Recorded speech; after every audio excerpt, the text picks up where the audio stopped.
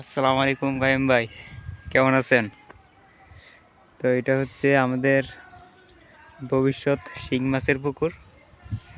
তো এদিকে পাড়টা একটু দুর্বল, ওই দিকেরটাও দুর্বল, পূর্ব দিকেও দুর্বল, পশ্চিম দিকেও দুর্বল, তাই সব দিকে দুর্বল পার। তো শিং মাছের ক্ষেত্রে শক্ত পার হলে ভালো, কিন্তু এই যে তিন দিক দিয়ে যে উঁচু জমি আছে, যে কারণে পার দুর্বল হলে সমস্যা নাই, মানিয়ে নেওয়া যাবে। কিন্তু এই যে পশ্চিম পাশের এই কাঁঠাল গাছের এই দিক দিয়ে পাড়টা আছে, এটা ওই পাশেও পুষ্করণী। তো এখানে যদি এটা ভাঙে, তো দেখেন এটা এই দিক দিয়ে অনেকটা দুর্বল, এই দিক দিয়ে ভাঙলে কিন্তু সরাসরি মাছটা চলে যাবে, ঠিক আছে? তো এটা একটা সমস্যা এই এই পুকুরের জন্য। আর একটা হচ্ছে এই যে গাছগুলা, এই যে এই ডালগুলা অনেক আছে যেগুলো কাটতে হবে। এই যে কাঁঠাল গাছের ডাল, ওইদিকে আম গাছ, ফলন্ত গাছ, তারপরে ওই হচ্ছে কড়ি গাছ। এই গাছগুলা কেটে এখন শুকনা, এটার মধ্যে পানি দিয়ে পাতাগুলো নিয়ে তারপরে পুকুরটা চুন দিতে হবে। আর এটা হচ্ছে পুকুরের পূর্ব পাড়। তো পূর্ব পাড়ের মধ্যে এই যে অংশটা হয়েছে উঁচু, আর এই দিক দিয়ে দেখেন গাঁথাগুতি করে রাখছে, মাটি নিয়ে ঘর লেপছে। তো এই জায়গাটাতে কলা গাছ ওই পাশে জায়গার সমান উঁচু আছে, সেদিকে যাচ্ছি। এই যে হাঁসের আমার যদি করা হয়, তাহলে এই জায়গাটাতে পরিষ্কার করে ওই ওই জায়গাটাতে আরও মাটি আন না বিট করে তারপর উঁচু করে করতে হবে। আর যদি শিং মাছ করেন, শিং মাছের বাজার কিন্তু তেমন একটা ভালো যায় না, বিশেষ করে হাইব্রিড শিংটা, বুঝছেন? এই গত 2-3 দিন আগে আমি আনছি 4 কেজি, 130 টাকা কেজি। নর্মালি 150 টাকা, 200 টাকা, 250 টাকা, 300 টাকা, 350 টাকা পর্যন্ত বিক্রি করা যায়, কিন্তু সব বাজার সমান না। আমি 130 টাকা কেজি আনছি, আইন না ওই পুকুরে ছাইড়া দিছি। তো এই হচ্ছে পুকুরটা। কিন্তু যদি হাইব্রিড শিংটা চাষ করেন, তাহলে কিন্তু অবশ্যই আদার খাওয়ানি লাগবে। তা আদার খাওয়াইতে গেলে আপনাকে দেন, আদার কিন্তু দাম অনেক, 2250 টাকা, তারপর 2500 টাকা আছে, 1800 টাকা আছে, 1400 টাকা আছে। এক এক কোয়ালিটির আদার এক এক রকম। আর যদি হাঁসের সাথে পালেন, তাহলে ওই আদারটা ওইরকমভাবে লাগতেছে না। হ্যাঁ, কিন্তু এই যে এই পুকুরের পরিবেশটা অনেক সুন্দর কেটফিশ মাছের জন্য, যেমন আইড় মাছ, ট্যাংরা মাছ, শিং মাছ, পাবদা মাছ, এগুলার জন্য এই পুকুরটা অনেক ভালো হবে এই চাষের জন্য। আর ওই যে একটা পাইপ আছে,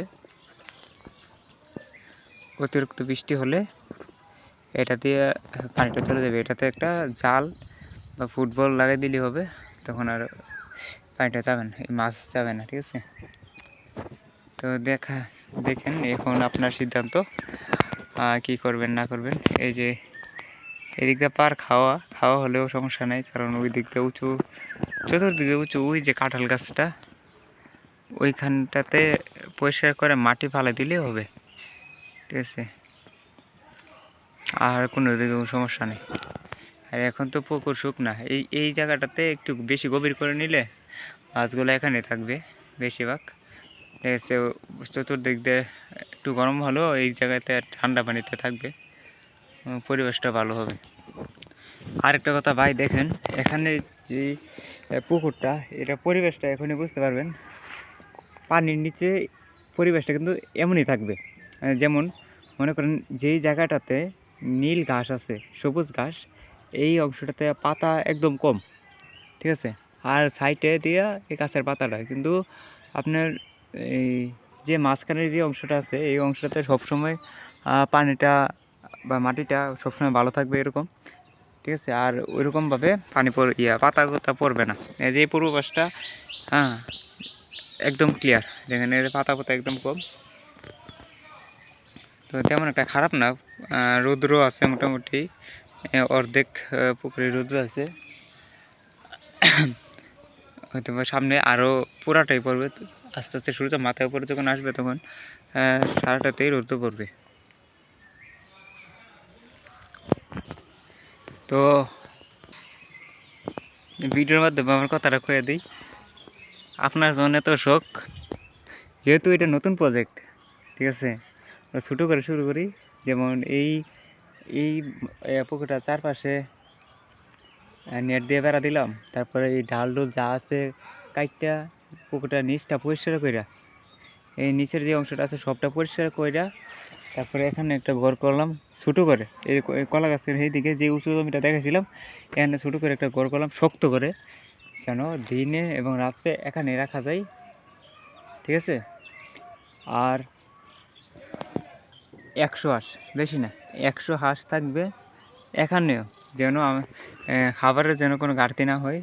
এখন ধান পাকতে পাকতে আর 10 দিন, ঠিক আছে, 15 দিনের দিনই হাঁসকে আলাদা খাবার খাওয়ানো যায়, তখন বিলে ছাইরা ঘরে রেখা এভাবে পালন করা যাবে। আর 100 ডিম পাড়ার হাঁস থাকলে, ঠিক আছে, বছর শেষে অনেকটা অ্যামাউন্ট আসবে, খারাপ হবে না।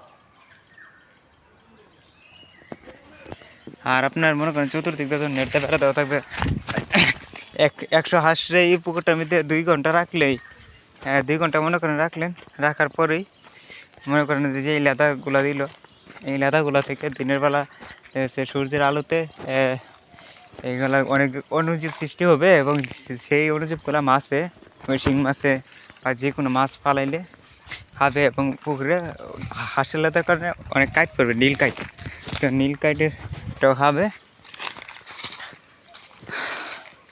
মাছটাও বড়ো হবে প্রাকৃতিক উপায়ে, কোনোরকম আদার ছাড়া, ঠিক আছে। এখন দেখেন আমার কথা আমি বললাম, যদি আপনার কোনো থাকে তো অবশ্যই বলতে পারেন। এই হচ্ছে অবস্থা।